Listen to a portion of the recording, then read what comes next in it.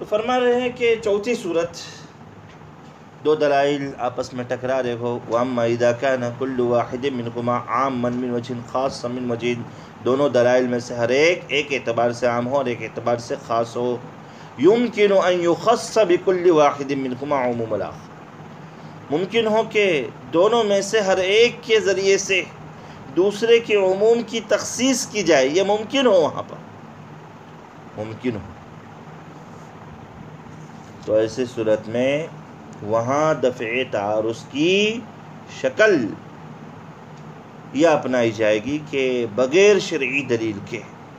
کسی کو بھی کسی پر مقدم نہیں کیا جائے گا، یا تو ترجیح کا کوئی سبب ڈھونڈنا پڑے گا کہ ایک کو راجح اور دوسرے کو مرجوح آپ بنا سکیں، یہی شکل ہے وہاں دفع تعارض کی، جبکہ دونوں دلائل میں سے ہر ایک اعتبار سے عام بھی ہو اور دوسرے اعتبار سے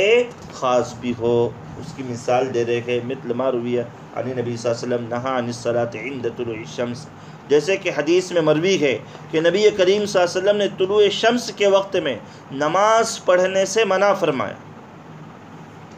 تو سورج طلوع ہو رہا تو اس وقت نماز نہ پڑھی جائے، آپ صلی اللہ علیہ وسلم نے منع فرمایا۔ اور دوسری حدیث میں آپ صلی اللہ علیہ وسلم فرما رہے ہیں من نام عن صلاۃ او نسیھا فلیصلیھا اذا ذکرھا، جو شخص نماز کے وقت میں سویا رہا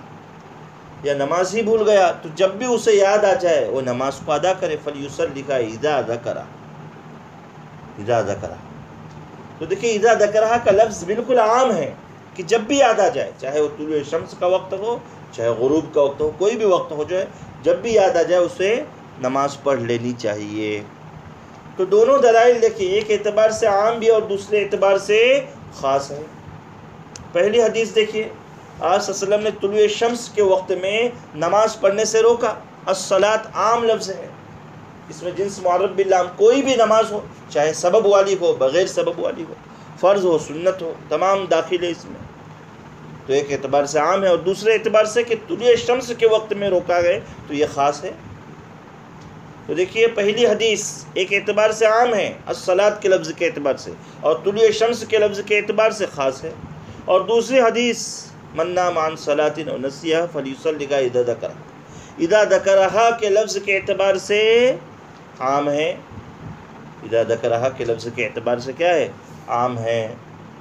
اور نماز کے لفظ کے اعتبار سے فرض نماز کی قضاء اس اعتبار سے یہ خاص ہے۔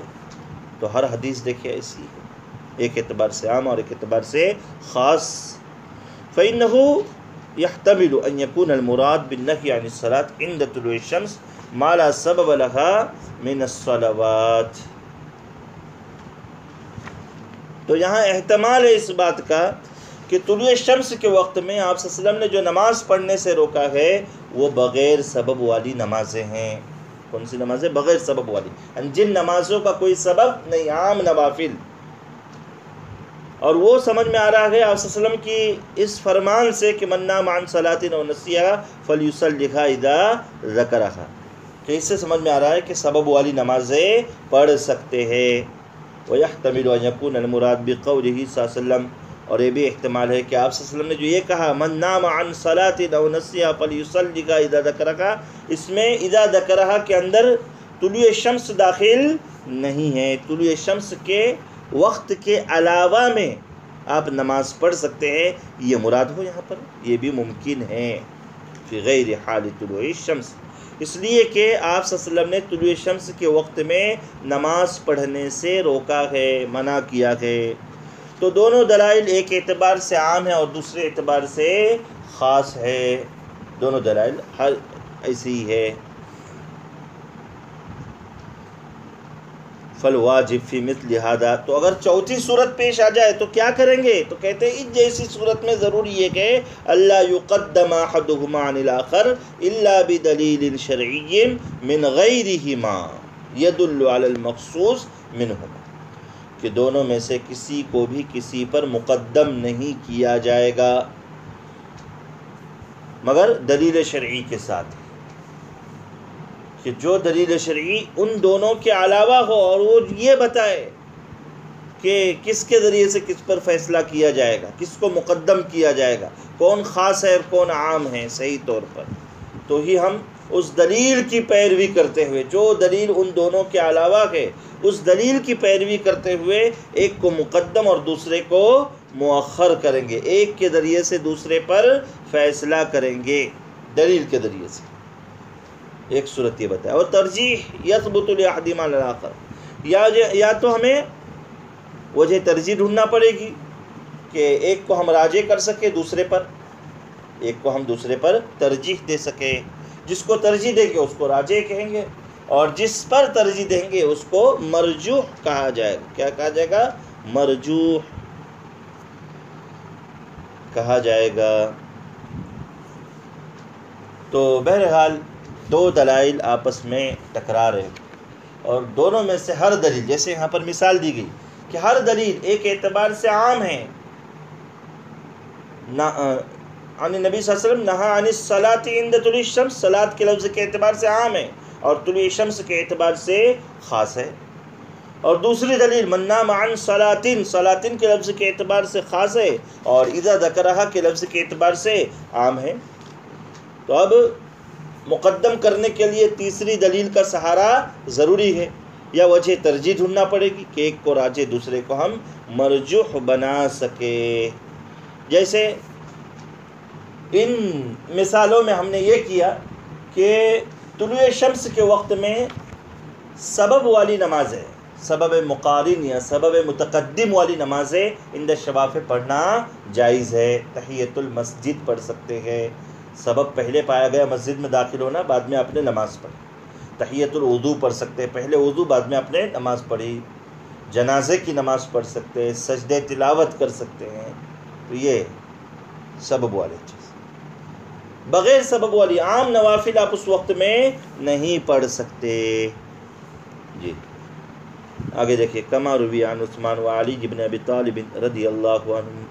فی الجمع بین الاختین احلتہما آیۃ وحرمتہما آیۃ والتحریم اولا۔ حضرت عثمان اور حضرت علی رضی اللہ تعالیٰ عنہما سے مروی ہے، ان سے مروی ہے کہ دو بہنوں کو جمع کر قرآن کی ایک آیت اس کو حلال کہہ رہی ہے، او ما ملکت ایمانکم، اور دوسری آیت ان تجمعوا بین الاختین الا ما قد سلف اس کو حرام کہہ رہی ہے، والتحریم اولا۔ اور جب حلال و حرام جمع ہو جاتے ہیں تو حرمت کو ترجیح دی جاتی ہے۔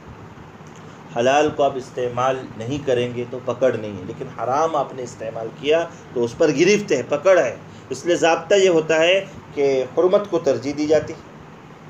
حرمت کو ترجیح دی جاتی ہے۔ یہ بھی اسی قبیل سے ہے، اس کی بطور مثال اس کو پیش کیا گیا ہے تمثیل کے۔ آگے فرما رہے وَهَلْ يَجُوزُ أَن يَخْلُوَ مِثْلَ هَذَا مِنَ التَّرْجِيحِ، کیا اس جیسی صورت ترجیح سے خالی ہو سکتی ہے؟ یعنی یہ جو چوتھی صورت ہے، دونوں میں سے ہر دلیل ایک اعتبار سے عام اور دوسرے اعتبار سے خاص، تو کیا یہ ترجیح سے خالی ہو سکتی ہے؟ من الناس من قال لا يجوز، بعض حضرات کہتے ہیں نہیں، ترجیح سے خالی نہیں ہو سکتی، لیکن بعض حضرات کہتے ہیں یجوز، ترجیح سے خالی ہو سکتی ہے۔ وَإِذَا خَلَا تَعَارَضَ وَسَقَطَ، اور جب اس جیسی مثالیں ترجیح سے خالی ہو تو دونوں آپس میں ٹکرا رہے تو دونوں کو ساقط کر دیں گے۔ وَرَجَعَ الْمُجْتَهِدُ إِلَى بَرَاءَةِ الذِّمَّةِ، اب مجتہد برات ذمہ کی طرف لوٹے گا، یعنی اس کے پاس گویا کہ اس مسئلے میں کوئی دلیل نہیں ہے، تو اب اسے دلیل ڈھونڈنا پڑے گی، دلیل کھنگالنا پڑے گا، اسے دلیل ڈھونڈنا پڑے گی، اسے دلیل کھنگالنا پڑے گا۔ یہ ہم مانیں گے کہ اس کو دلیل ڈھونڈنا پڑے گی، اس کو دلیل کھنگالنا پڑے گی۔ اگر اس جیسی مثالوں میں ترجیح نہیں ہوگی تو ایسی صورت میں دونوں آپس میں گویا کہ ٹکرا رہے ہیں، اذا تعارضا تساقطا،